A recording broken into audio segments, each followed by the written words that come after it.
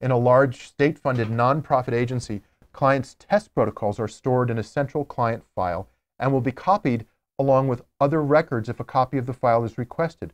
Could I comment on that? Yeah, this is the raw data issue, okay, test protocols.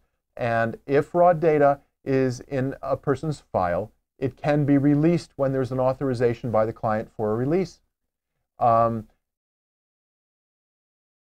of records is when that raw data is documented on copyrighted forms. So let me give you an example, although I don't know that it would be happening in this particular agency. If I do a Rorschach and I use the Exner system and the Exner score, including the page where one does inquiries and then draws arrows to the part of the blot that the person is referring to, that is a copyrighted form. That's trademarked and it is considered a protected form. That can't be sent off to anybody else. So that kind of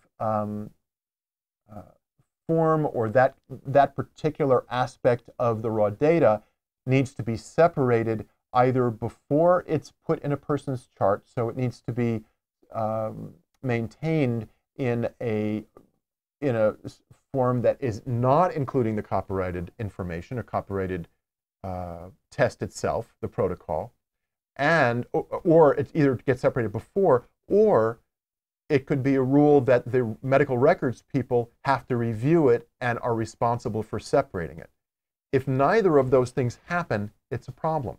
And it's a problem because there's a violation of copyright laws and also a violation of what are called trade secrets. So I would be raising that with the compliance officers in the agency that they're out of compliance with HIPAA and with federal law regarding protecting the trade secrets of the organizations that are publishing.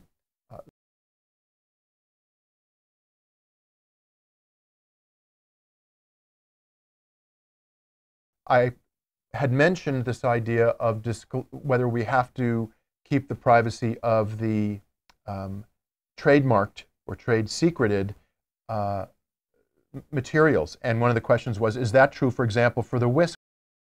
The answer is yes. We can't disclose questions in the whisk, for example. So it requires us to keep those separate, which is a pain in the neck because it takes a lot of work to separate these kinds of records from, the kind of raw data. The whisk, they're in some ways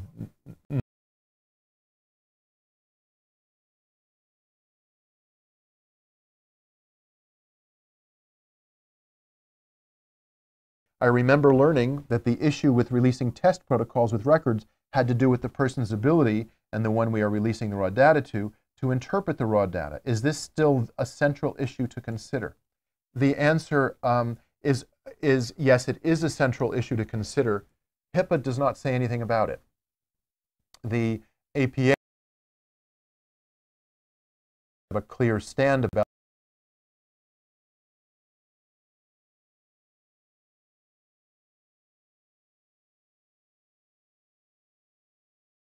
data to clients, has said we must release the records, and yet it still has in our ethics code for APA, and there are not the exact same provisions in the W code, and there isn't a similar provision in the CAMPS code, but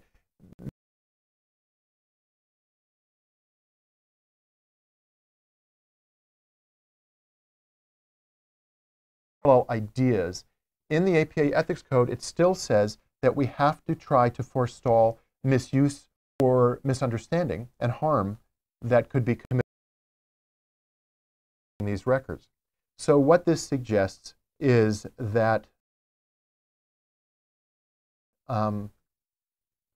we release them, but we also offer to and request with clients that we talk about what records mean, that if they're releasing the records to their attorney, that we have a conversation with permission from the client with the attorney about what the records mean.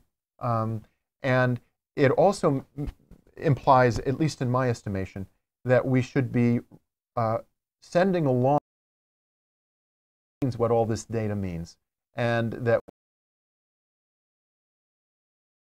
meet with and talk to our clients